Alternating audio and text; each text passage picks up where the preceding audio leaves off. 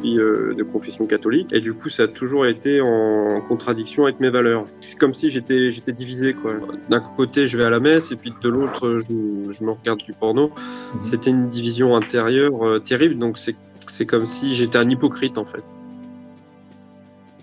J'avais donc accès à de la pornographie, mais voire pire encore, parce que il y avait plein d'images porno, mais aussi criminelles, quoi, des trucs qui m'ont vraiment impacté, quoi. C'était plus que choqué, ça m'a traumatisé, quoi. Pour moi, comme si je m'étais fait violer, je sais pas comment.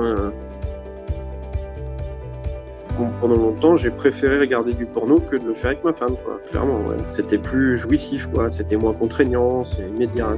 Du coup, c'était plus de le faire, c'était un effort pour moi. Puis elle avait envie d'avoir des rapports avec moi. Et du coup, comme j'avais regardé de la pornographie, que je m'étais masturbé, ben, c'était pas possible parce que j'étais épuisé.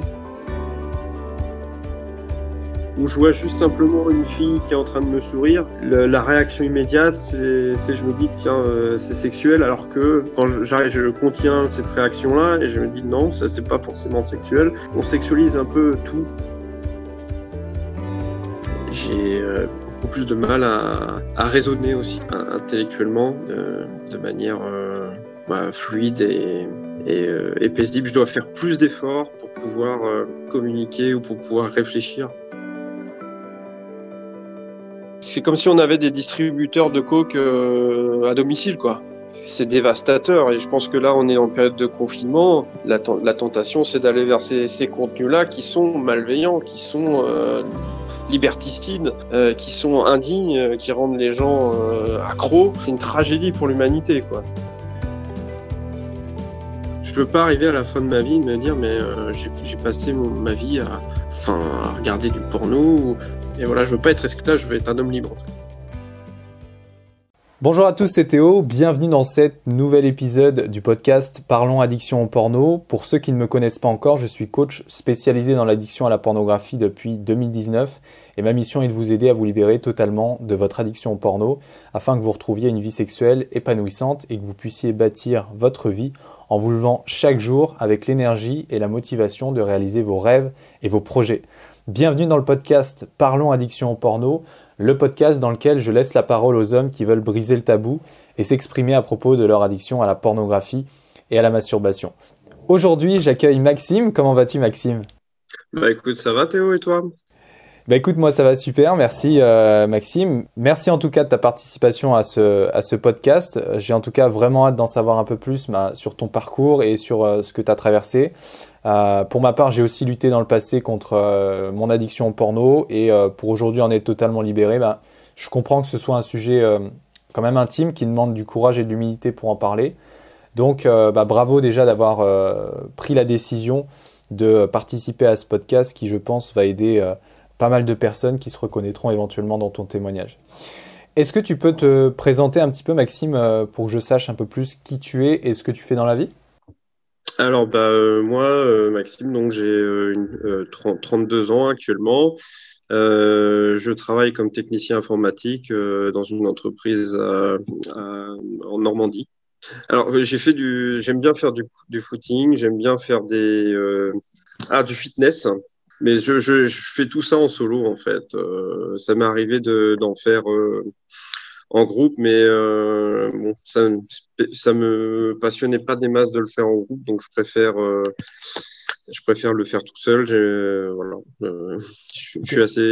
j'aime être productif, efficace. Ok. Est-ce que tu es en couple, Maxime ? Oui, je suis en couple avec ma femme. Ça fait combien de temps à peu près ? Alors là, on a célébré nos 4 ans de mariage depuis hier. Donc voilà, bravo, 4 ans de mariage. Ouais. Je lui ai quand même, avant de me marier, je lui ai quand même prévenu que j'avais cette addiction au porno. Elle n'est pas tombée, elle m'a pas surpris en train de. Enfin, si, elle m'a surpris, mais je lui avais prévenu que j'avais des petits soucis de ce côté-là. Avant le mariage, vaut mieux. Ok. Donc ça veut dire que vous étiez déjà en couple depuis combien de temps avant ? Alors, on a été fiancés 1 an. Et puis on était amis avant et du coup ça fait on va dire ça fait 5 ans maintenant qu'on est en couple. Ok. Est-ce que tu as des projets pour l'avenir, que ce soit personnel ou professionnel? Moi j'aimerais comment dire créer un business en ligne. Avant je m'étais beaucoup formé sur l'investissement immobilier, mais bon avec le coronavirus j'ai dû rechanger ma stratégie et à l'adapter et du coup là je cherche à créer un business sur Internet. Du coup, je me suis formé énormément dessus. Et moi, mon but actuellement, c'est vraiment de développer une formation de renforcement mental, voilà, sur la force. Aider les gens à se renforcer mentalement. Bon, j'ai pas mal médité aussi avec d'autres amis sur la question de la liberté. Donc voilà, j'ai plein de projets en tête qui ont besoin d'être développés. Voilà, beaucoup d'idées et qui ont besoin d'être structurées encore. C'est en cours de développement pour le moment. Ok, c'est encore effectivement encore des petits. C'est encore en cours de développement, comme tu dis. C'est pas encore bien mis en place. Tu es encore en train de réfléchir à tout ça. Ok, super. Bah écoute, merci pour cette petite présentation. Avant de commencer, Maxime, j'aimerais te demander qu'est-ce qui t'a poussé à vouloir participer au podcast? C'est un espèce de défi que j'avais personnel depuis que j'ai fait ma formation sur l'immobilier. En fait, j'ai appris à prendre des risques en fait. Et c'était voilà, je me sens plus vivant en prenant des risques. Donc c'était un défi pour moi. Et aussi, c'est une espèce de revanche aussi personnelle par rapport à la pornographie qui m'a bien bouffé ma vie pendant pas mal d'années. Et aussi, voilà, je voulais un peu aider, je voulais aussi aider d'autres personnes à sortir de là. Et voilà, c'était quelque chose que j'avais dans le cœur et aussi par gratitude vis-à-vis de toi parce que les petites formations gratuites que tu fais, moi, m'ont beaucoup aidé, spécialement la vidéo que tu fais sur la douche froide, quand tu nous invites à prendre une bonne douche froide pour nous calmer, et puis que si on le fait pas, la deuxième vidéo qui vient après, je l'ai dit, quand tu nous demandes, voilà, si tu l'as pas pris la douche froide, pourquoi tu l'as pas fait, qu'est-ce que tu attends pour le faire? Enfin bref, moi ça m'a mis un bon coup de pied au cul. Hmm. Et donc j'ai pas mal aimé, et du coup j'avais aussi envie de pouvoir te rendre ça, même bon, même si c'est pas en collaborant avec ce podcast-là. Hmm. Ouais. Bah écoute, ouais, je suis content en tout cas que ça t'ait plu, cette petite histoire de douche froide. Donc finalement, tu l'as prise ou pas? Ah ben oui, je l'ai prise. En fait, tu m'as piqué dans mon orgueil, en fait. Hmm. Donc, dans la seconde vidéo, en fait, la première vidéo que tu as dit, va prendre la douche froide, je fais, oh, ouais. Voilà, quoi. Je suis passé à la deuxième vidéo, et puis là, tu insistes bien, tu dis, mais pourquoi tu l'as pas prise? Et là, je me dis, mais merde, il me fait chier, lui, hein. Du coup, je l'ai prise. Et voilà, ma femme elle était trop surprise, elle était assez surprise. Enfin bon, qu'est-ce qu'il est fou, il se lève comme ça en plein après-midi, prend une douche. Et donc je l'ai prise et puis en fait, j'ai tellement aimé que je me suis mis, bon j'exagère un peu en disant ça, mais je dis pas que je suis Wim Hof, mais j'aime beaucoup les douches froides et j'essaye d'en prendre assez régulièrement maintenant, au moins 3-4 fois par semaine. Bon, moi, ça, en tout cas, ce que tu as suggéré, en fait, la douche froide, bah, j'en ai fait une discipline de vie. Hmm. Ok, super. Écoute, Maxime, je te propose qu'on démarre au commencement concernant ton addiction à la pornographie. Est-ce que tu te rappelles à quel âge et comment, dans quelles circonstances, tu as commencé à regarder du porno? Alors moi, ça remonte à mes 12-13 ans. En fait, j'avais un ami avec lequel je jouais au ping-pong. On passait du temps à jouer au ping-pong. Et un jour, il m'a invité chez lui. Et lui, il était, disons, moi, j'avais aucune notion de ce qu'était la sexualité. C'est pas comme aujourd'hui où maintenant toute la pornographie est accessible en un clic, quoi. Et lui, il enregistrait donc des films. C'était plus érotiques. C'était le fameux téléfilm qui passait sur M6, il les enregistrait et puis il les matait comme ça. Donc bon, bah, ma première entre guillemets expérience visuelle et sexuelle, c'était deux lesbiennes en fait qui étaient en train de voilà de je vais pas rentrer dans les détails, voilà. Donc ça m'a un petit peu choqué, mais et puis en fait, je comprenais pas. Il m'expliquait des trucs sur la sexualité, mais et donc il a commencé à me donner des magazines un peu plus cochons aussi, et donc bah, petit à petit, j'ai appris par le porno, l'érotisme, voilà, ce qu'était la sexualité. Enfin, donc j'ai commencé à me masturber.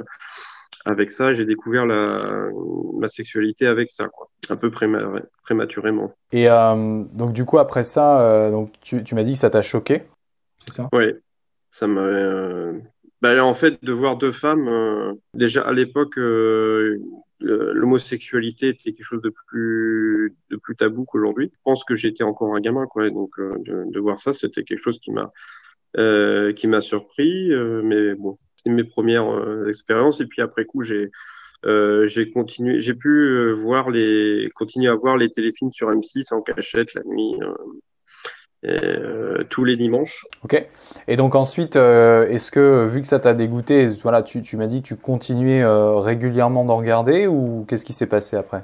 Qu'est-ce qui s'est passé? En fait, non, en fait, j'ai appris à me masturber avec ça. Et du coup, là, oui, j'ai commencé à éprouver du plaisir avec ça, que j'ai continué par la suite à regarder.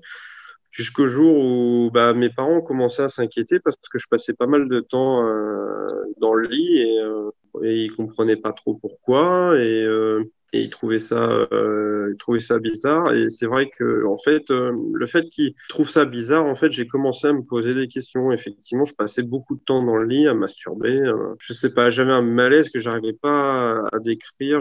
Enfin, j'ai commencé à me dire, mais en fait, tous mes problèmes viennent de là, en fait. C'est à cause du fait que je regarde ces films-là, de la masturbation, etc., que à l'école, ça va pas, quoi. Donc ça, c'était quand j'étais ado et bon, je voyais ça avec des yeux d'ado et je pensais que tous mes problèmes venaient de là. Mais bon, ça venait pas que de là, mais du coup, j'ai commencé euh,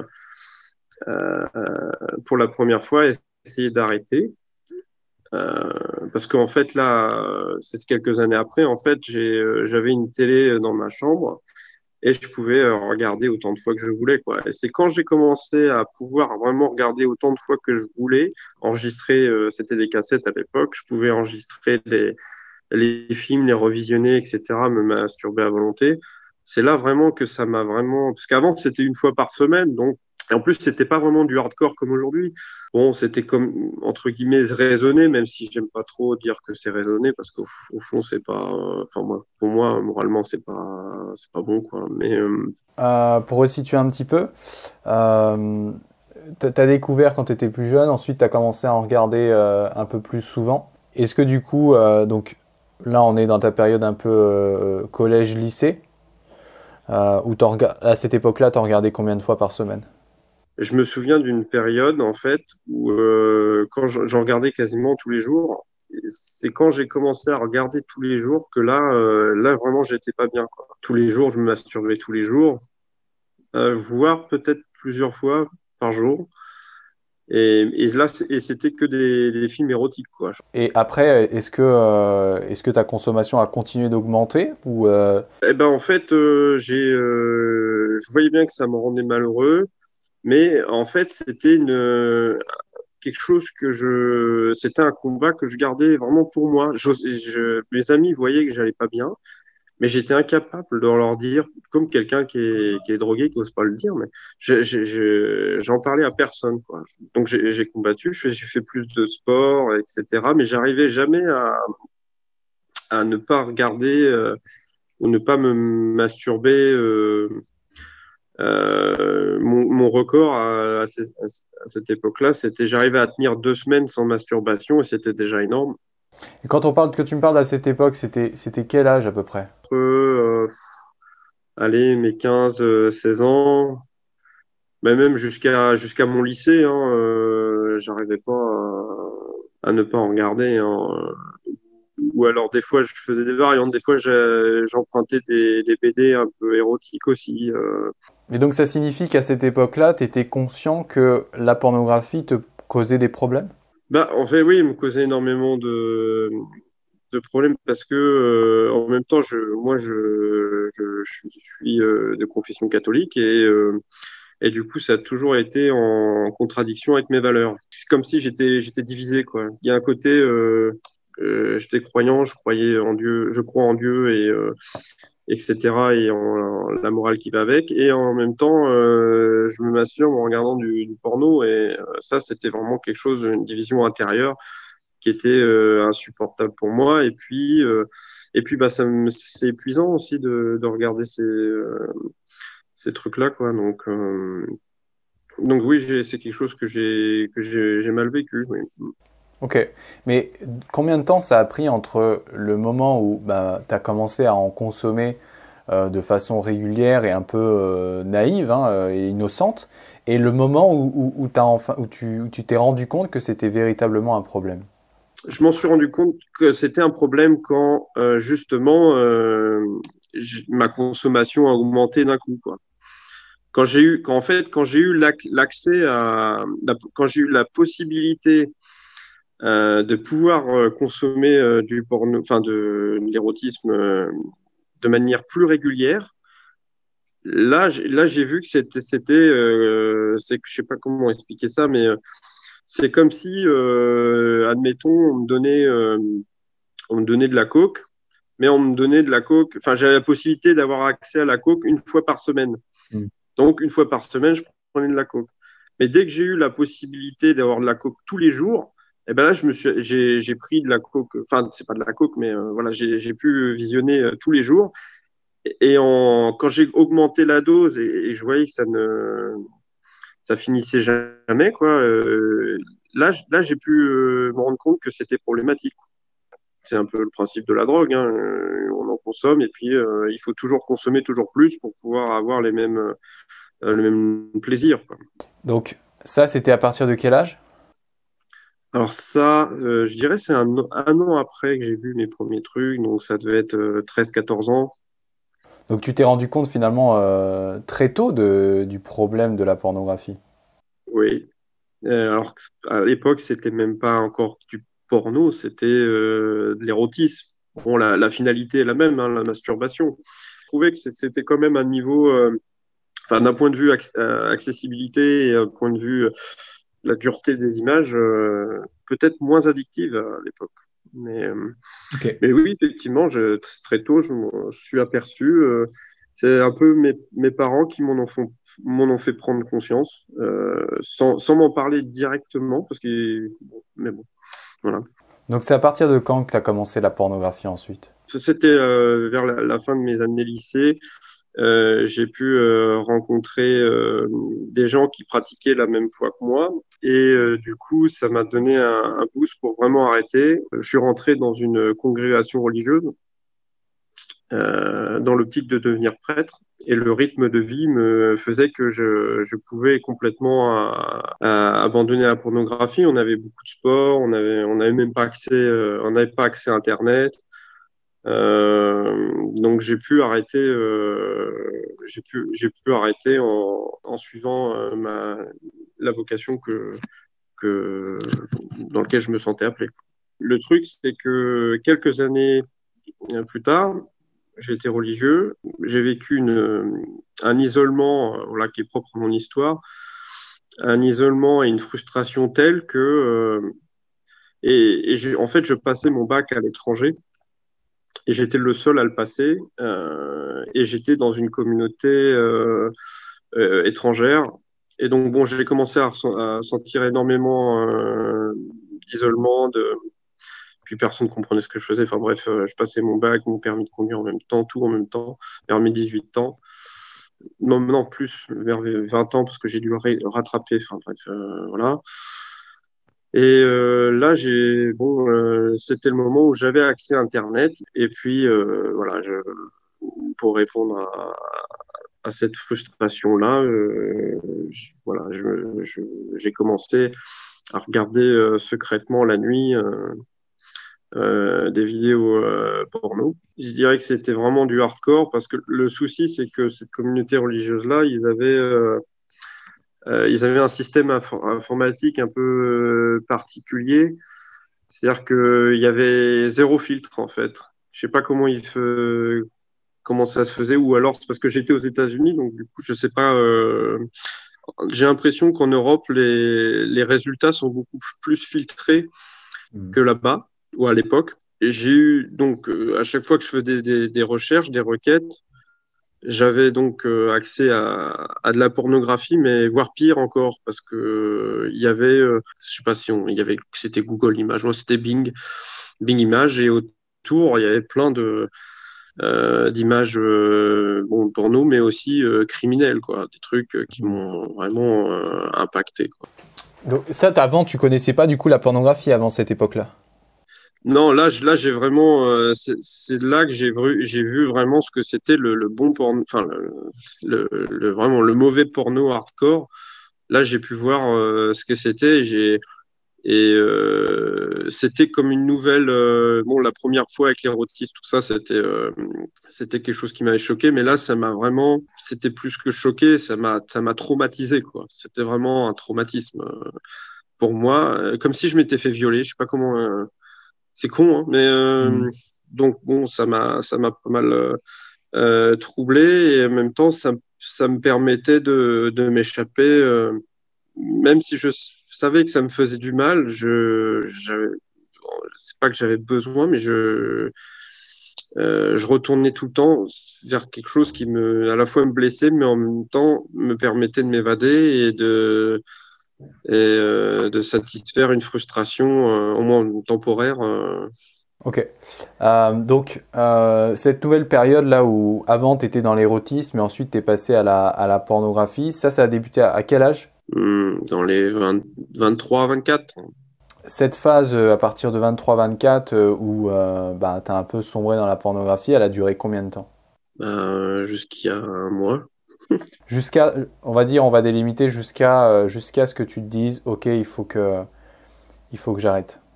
Oui, c'est ça, la pornographie de mes 23, 24 ans, m'a suivi jusqu'à mes 32 ans. Là, ça fait un mois à peu près un mois que j'ai arrêté.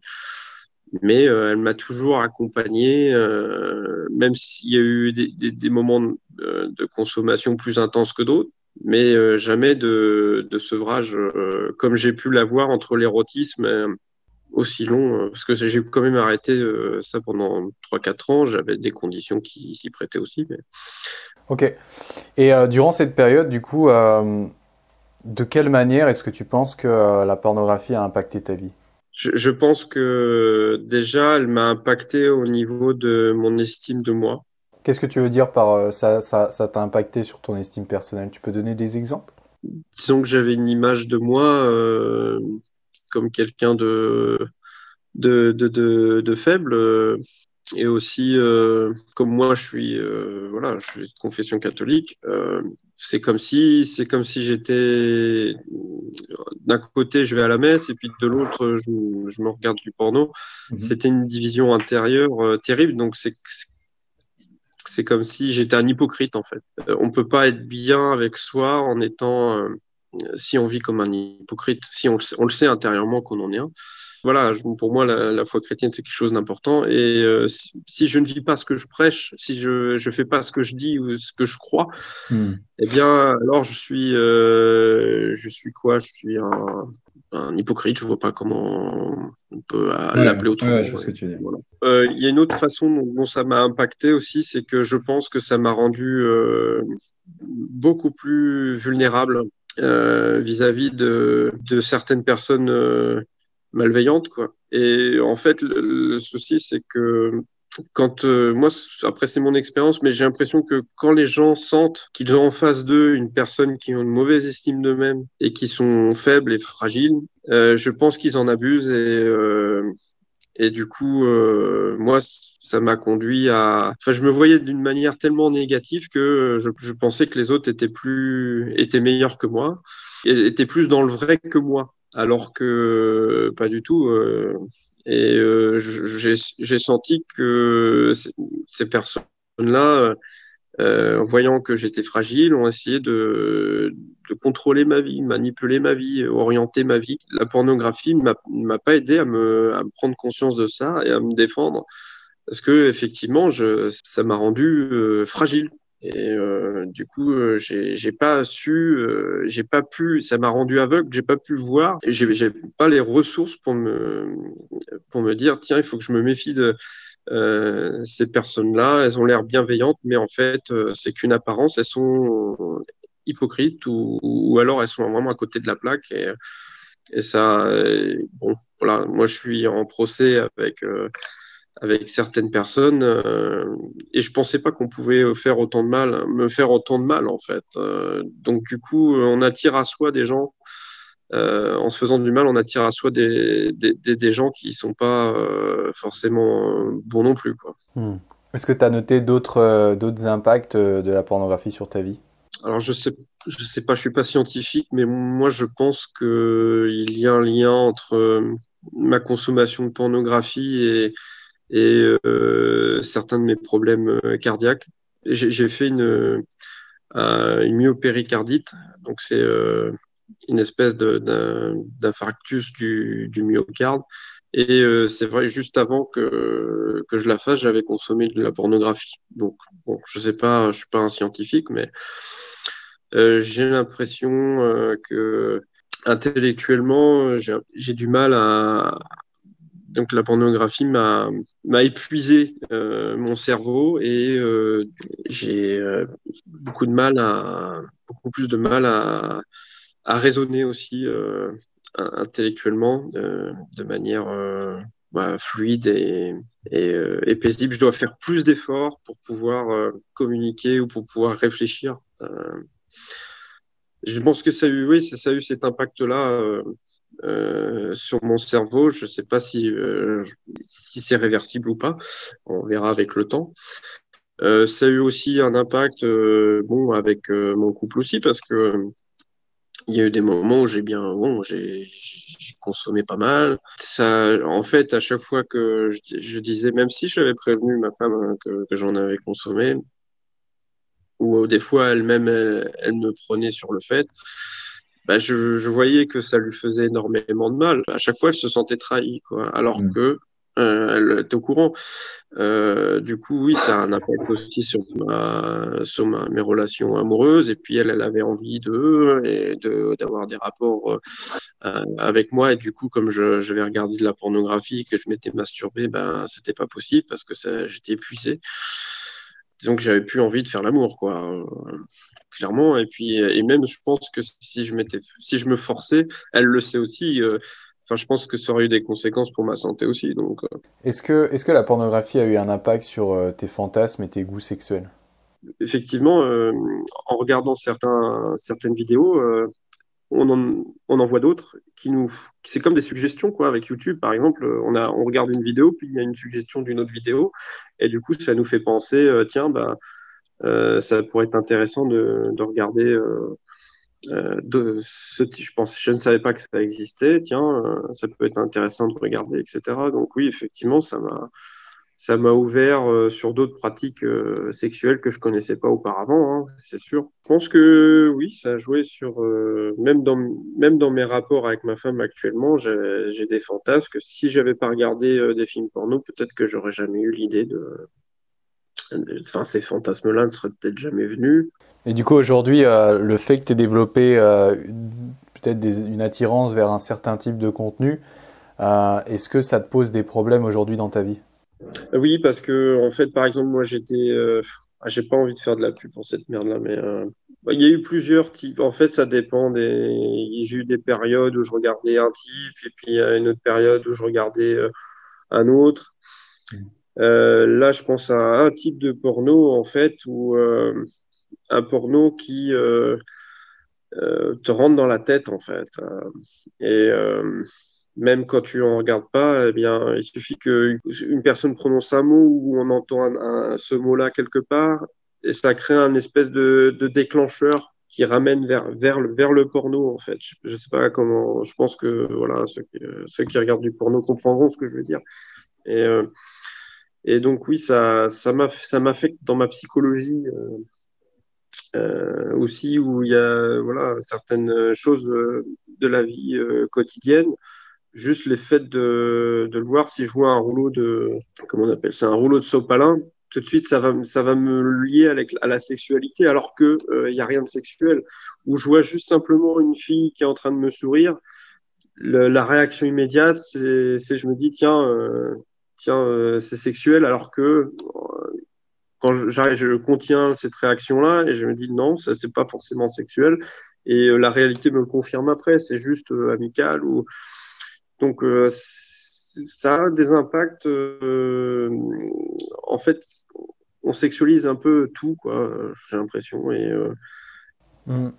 Quand tu me parlais d'un mot qui pouvait te faire un déclencheur, est-ce que tu as un exemple à nous donner?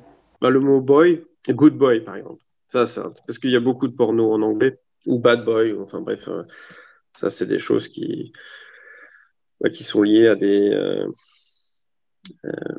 voilà, des expériences de visionnage que j'ai eues et ça me rappelle systématiquement des vidéos que j'ai pu voir, quoi. C'est des mots qui sont associés à des souvenirs, en fait, voilà. Ah, et du coup, aujourd'hui avec ta partenaire ou même dans le passé, peut-être un peu, est-ce que t'as remarqué des complications ou pas? À cause d'être attiré par un certain type de porno ou de catégorie? Donc ma femme me dit que en fait je lui en demande un peu trop, quoi. Je suis trop exigeant. Peut-être parce que j'essaye de reproduire le même plaisir que j'avais quand je regardais du porno. On peut pas avoir des milliers de femmes les uns après les autres comme ça parfaites dans la réalité, quoi. J'ai un peu l'impression que c'est d'avoir visionné beaucoup de porno qui fait que pour atteindre un certain plaisir, j'ai besoin de plus. Pendant longtemps, j'ai préféré regarder du porno que de le faire avec ma femme, quoi. Clairement, ouais. C'était plus jouissif, quoi. C'était moins contraignant, c'est immédiat. Du coup, c'était plus de le faire, c'était un effort pour moi. Et c'était jamais vraiment, c'était pas aussi bien que regarder du porno, quoi. Donc là, tu m'as parlé un peu au niveau vie sentimentale, vie sexuelle.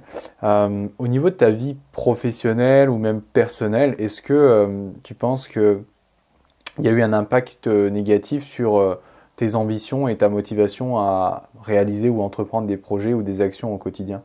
Oui, clairement, parce que dans ma vie professionnelle, j'ai eu des moments assez rudes, pas à cause du porno, mais bon, parce que la vie professionnelle est rude de temps en temps. Mais du coup, j'ai utilisé le porno comme une espèce de moyen de compenser, en fait. Et du coup, ça m'a encore plus fatigué. Les gens voyaient que j'étais très, très fatigué anormalement. Je pense qu'il y en a qui pensaient que j'étais alcoolique, quoi, alors que pas du tout. Mais enfin, ils me soupçonnaient de choses que, voilà. Bon, sans me le dire directement, mais on voyait bien que, en même temps, ils voyaient que j'étais très, très fatigué, quoi, que c'était pas naturel. Je sais que, comment dire, j'étais en période d'essai pour un poste et j'ai pas été renouvelé parce que en fait l'employeur estimait que je régressais d'un point de vue performance et c'était lié à ma consommation de pornographie, entre autres, avec des problèmes familiaux aussi, mais ça ne m'a pas ça ne m'a pas forcément aidé, quoi. Donc toi, tu avais l'impression que tu régressais effectivement sur le terme personnel et professionnel? Oui, c'est ça. Disons que mon employeur voyait que je régressais d'un point de vue performance en pleine période d'essai. Et du coup, il n'a pas renouvelé ma période d'essai. Et du coup, je suis retourné au chômage et j'ai dû rechercher du travail à nouveau. Maintenant que tu es en dehors de cette situation, à posteriori, maintenant tu te rends compte que finalement, qu'est-ce qui s'est passé au niveau personnel dans cette vie, à part le fait que tu consommais du porno, et quels effets il y avait dans ta vie? Je disais que en fait, voilà, j'avais des soucis familiaux. Il n'y avait pas que le porno, hein. J'avais des soucis familiaux et de la consommation de pornographie. Donc du coup, souvent c'est ça, il y a quelque chose dans ma vie qui va mal et je le compense par du porno et le porno n'est pas vraiment une solution et ça me rend moins productif, quoi. Aussi, oui, pendant longtemps, j'ai voulu être entrepreneur, créer une entreprise, etc. Et c'est vrai que d'un point de vue, me retrouver tout seul, isolé, créer sa boîte comme ça, un peu, sans une discipline pour créer une boîte, il faut vraiment tout donner, quoi, hein. Il faut vraiment sacrifier son temps, son énergie, son argent dedans pour que ça puisse fonctionner. Et la pornographie, c'est vraiment un obstacle, hein, à ses projets, à ses rêves. Ok, ok. Donc, tu t'es rendu compte que que finalement il y avait plein d'inconvénients à continuer le porno. Quel a été le vrai déclic pour toi qui t'a permis de prendre la décision d'arrêter le porno? Ça fait plusieurs mois que j'ai négocié une suspension de contrat parce que je suis en développement de cette entreprise, donc de développer une entreprise sur Internet de renforcement mental, etc. Donc j'avais ce projet-là à cœur. Et en fait, les premiers jours de suspension, eh ben, je les ai utilisés à regarder du porno, en fait. Et du coup, je me suis dit, mais c'est pas possible, quoi. T'es en train de bousiller. Et puis, après cette consommation de porno, bah, en fait, il m'a fallu un certain temps pour récupérer, quoi. Et, une semaine, 2 semaines. Et je me suis dit, mais mince, je suis en train de bousiller du temps que je pourrais dédier à mon projet. Et c'est pas souvent qu'on peut avoir une suspension de contrat comme ça. J'ai dû la négocier. Je suis en train de foutre en l'air mon projet, quoi. Et du coup, je me suis rendu compte à ce moment-là que si je ne pouvais pas avancer dans mon projet, si je m'occupais pas sérieusement de ce problème-là, en fait, parce que c'est vrai que je sais pas pourquoi, mais j'avais tendance à toujours me raconter des histoires en me disant si je reste focalisé sur mes projets, je vais plus y penser et je vais avancer. Mais en fait, non, je me suis rendu compte que il faut vraiment que je traite le problème parce que, en fait, le déclic, c'est de me dire, mais c'est une drogue comme la coke, comme n'importe quelle drogue. Et si je j'arrive pas à m'en sevrer, j'y arriverai pas tout simplement, quoi.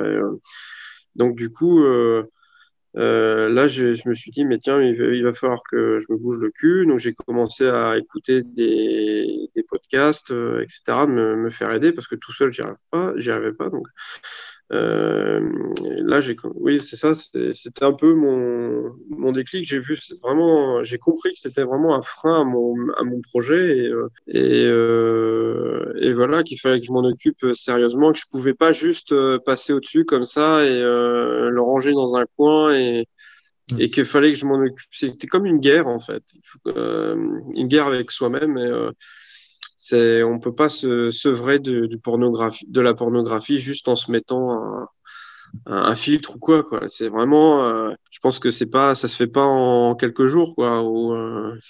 Ça a des efforts réguliers.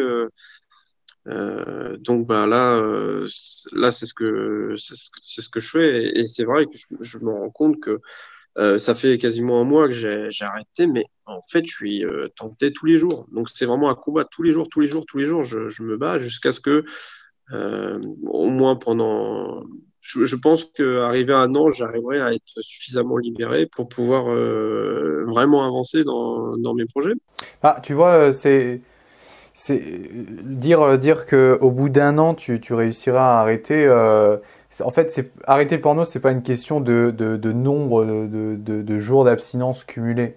Quelqu'un qui peut être à un mois ou à un an, s'il n'a pas véritablement travaillé en profondeur sur ce qui le pousse à aller voir du porno, bah, il sera toujours en fait durant cette année en résistance et en lutte et finalement, ben, il sera dans une sorte de guerre intérieure. Donc oui, forcément, ça veut dire qu'il y a du chemin parcouru, mais ça ne garantit pas totalement le fait que ouais, ça fait un an, donc je suis sevré. Ça, c'est en revanche, Ah oui, c'est non, une je fausse suis croyance. d'accord. Ça a été mon erreur de croire, quand j'ai arrêté l'érotisme déjà, de croire que j'y retomberai plus jamais. Mais en fait, moi, là, pour le moment, je suis plutôt dans la perspective de me dire, mais en fait, je serai toute ma vie, de toute façon, un ex-addict. Et il y a des choses que je pourrais jamais me permettre qu'une autre personne banale, enfin une personne qui pourrait regarder. Moi, je prends pas. Oui, voilà, c'est un combat de tous les jours. Tous les jours, tous les jours. Je pense que tous les jours de ma vie, je serais un peu sur mes gardes. Et à ce sujet-là, bon, j'ai une autre addiction. J'aime bien la nourriture. Voilà, je bouffe pas mal. Et je sais que je travaille. Ça, c'est quelque chose qui pendant un moment j'avais laissé de côté parce que j'avais un rythme plus ou moins régulier, mais en fait après quelques années c'est revenu. Donc finalement on n'est jamais, enfin moi je suis jamais vraiment sevré des choses. Je pense que tout c'est une bataille de vie en fait, tout le temps. Peut-être il y aura des moments où ça sera plus facile, mais c'est pas pour autant que ben s'il y a encore un aléa de ma vie, de la vie qui se passe, je serais sûrement tenté de revenir vers mes anciens démons. Donc Moi, je voulais savoir vraiment, est-ce que du coup, dès que tu as eu le déclic de prendre la décision d'arrêter le porno, est-ce que tu as directement démarré ou tu as rencontré certains blocages ou des peurs qui t'empêchaient de te lancer à arrêter ou de croire que c'était possible d'arrêter le porno? en fait, non, j'ai pas eu de peur parce que en fait, j'ai l'année d'avant, si tu veux, j'ai perdu 24 kilos et je suis passé de 107 à 84 par là. Et ça m'a pris un an pour arriver à ce résultat-là, un an et quelques mois. Et du coup, j'ai voulu appliquer la même méthode que j'ai fait pour enfin, pour perdre des kilos. C'est-à-dire que je commence d'une manière toujours très radicale. Disons que, voilà, si je veux vraiment arrêter, je vais chercher les moyens. C'est faisable. Non, c'est pas, voilà, suffit de mettre enfin, pour moi, hein, il suffit de mettre les moyens et de se faire aider aussi. Euh, je pense, c'est comme l'alcool. Enfin, je pense qu'il y a des gens qui sont alcooliques, mais s'ils se font aider, s'ils prennent, on peut s'en sortir, quoi. C'est comme n'importe quelle drogue. Je pense qu'on peut. C'est difficile, mais pas impossible, quoi. Ok, donc tu avais un état d'esprit plutôt positif par rapport à ça. Oui, Ok. même si vraiment ça me saoulait intérieurement parce que c'était pas en fait, j'avais pas envie de focaliser mon attention là-dessus, la pornographie, je m'en foutais, quoi. Mais en fait, j'ai vu que si je pouvais pas avancer, je pouvais pas avancer dans mes autres projets tant que j'avais pas résolu ce problème. Donc là, bon, je me suis focalisé. Là, cette année-là, je vais vraiment mettre le paquet pour que et puis créer un mode de vie qui me permette de vraiment mettre à distance cette drogue-là, quoi. Du coup, là, tu m'as dit, voilà, ça fait un mois que tu as réussi à ne pas en regarder. Donc, pour ça, je te dis bravo. Euh, Merci. C'était quand, du coup, ce déclic c'était il y a combien de temps par rapport à aujourd'hui? C'était à combien de temps où tu t'es dit que voilà, tu te lançais dans ce processus-là? C'était peut-être il y a à peu près 2, 3 mois où je te disais, tu sais, j'avais fait ma suspension de contrat, j'ai retombé dans la pornographie, je commençais à en regarder une journée, puis deux, puis trois, et puis en fait, c'est quand je me suis rendu compte que je consommais encore pire et que ça devenait parce que là j'avais encore plus de liberté pour regarder, j'avais plus de temps pour regarder vu que j'avais suspendu mon contrat. En fait, ça se répète, quoi. Et du coup, c'est en regardant en arrière, quelques semaines après, c'est chute. En essayant de récupérer après coup, donc c'était il y a 2, 3 mois, je me suis dit, mais là, je suis en train de vraiment de foutre en l'air ce pourquoi. Parce que c'est pas évident de suspendre son contrat euh, de, c'est-à-dire que bon, ma femme travaille et du coup, on n'a plus qu'un salaire pour deux. C'est un sacrifice. On vit difficilement, etc. Donc là, c'est vraiment que à ce moment-là que vraiment je me dis, mais ça devient vraiment un obstacle à mes projets. Et c'est une réflexion en fait. Euh, c'est ça qui a été pour moi le déclencheur, c'est de commencer à analyser ce que ça faisait, le mal que ça me faisait, quoi. Ok. Et donc, aujourd'hui, pour quelles raisons c'est vraiment important pour toi de réussir à arrêter? Je veux réaliser mes projets. Je veux pas arriver à la fin de ma vie et me dire, mais j'ai passé ma vie à regarder du porno, ou à rien foutre de ma vie, ou vivre une vie comme tout le monde. Enfin, moi, j'ai des projets. J'ai envie de créer des choses. J'ai envie d'avoir une vie passionnante. Et je veux pas que, que, qu'une entreprise, ou je sais pas ce que c'est, un business en fait, le pornographie. Je veux pas qu'on me vole ma vie, quoi. Je veux pas je veux pas me laisser voler ma vie. Ouais, tu veux contrôler plutôt contrôler ton futur, construire ton avenir, plutôt que le laisser se faire construire par l'industrie du X qui va un peu te mener à la baguette avec tous ces contenus.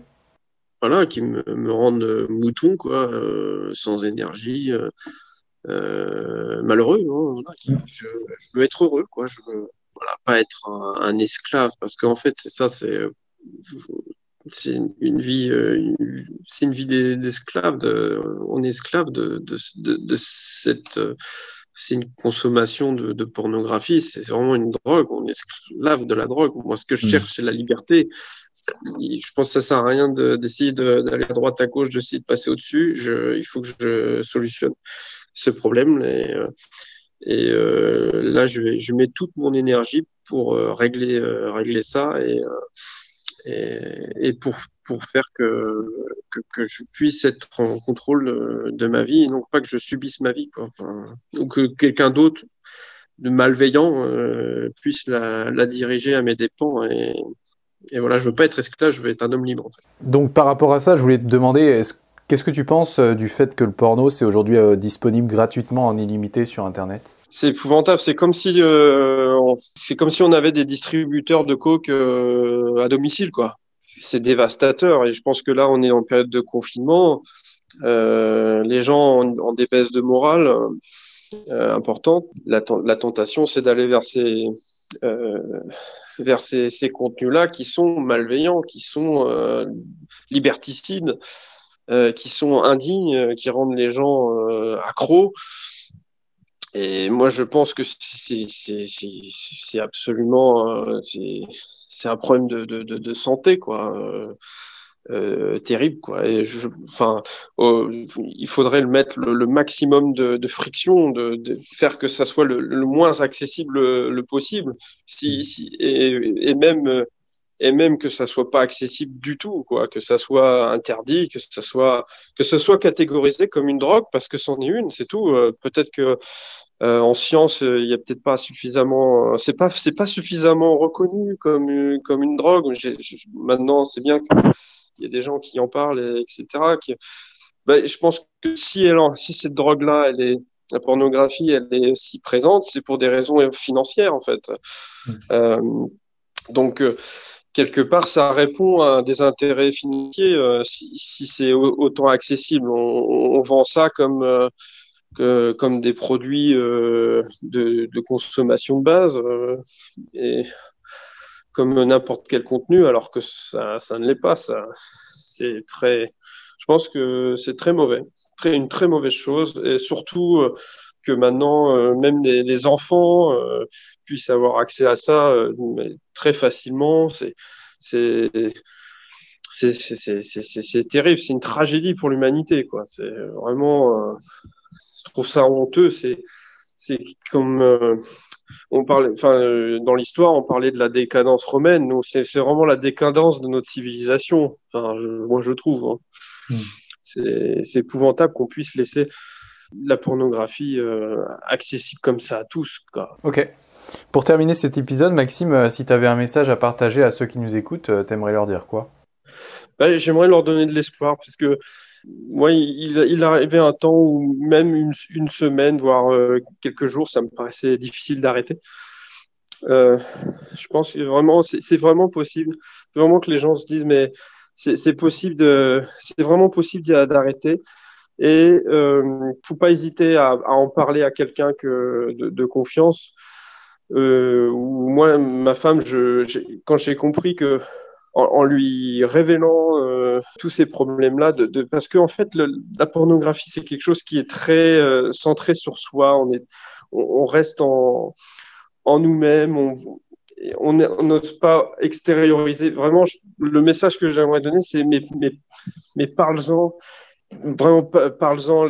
C'est comme n'importe quelle drogue. Si tu te fais pas, si tu cherches pas de l'aide, tu n'y arriveras pas toute seule. N'hésite pas parce que c'est le meilleur cadeau que tu peux te faire. Voilà.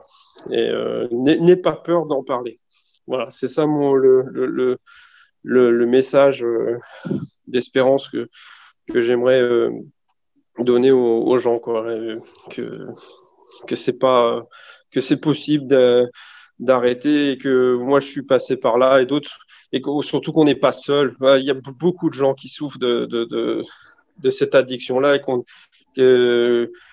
enfin, j'aimerais vraiment faire passer ce message-là aux gens on n'est pas seul, on est des millions à être accro à cette merde-là, mais on peut s'en sortir. Il y en a qui s'en sont sortis et aujourd'hui, ben voilà, moi je peux témoigner et puis d'autres personnes ont témoigné avant moi et vraiment, on peut vraiment arrêter ça. Il y a pas de fatalité. Eh ben écoute, super, merci Maxime en tout cas pour ta sincérité, ton honnêteté et le courage dont tu as fait preuve en participant à cet épisode.